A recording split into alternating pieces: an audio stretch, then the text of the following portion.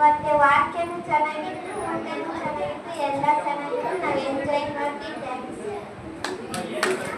ಚೆನ್ನಾಗಿ ಕೆಟ್ಟ ಕೆಲಸ ಸೇರ್ಬಾರ್ದು, ಒಳ್ಳೆಯವ್ರ ಹತ್ರ ಸೇರ್ಬೇಕು ಅನ್ನೋ ಕಲ್ತ್ಕೊಂಡೆ. ಆಮೇಲೆ ಒಳ್ಳೆ ಕೆಟ್ಟವನ್ನ ಒಂದು ಒಳ್ಳೆ ದಾರಿಗೆ ಕರ್ಕೊಂಬರೋದು ಅಂತ ಕಲ್ತ್ಕೊಂಡೆ.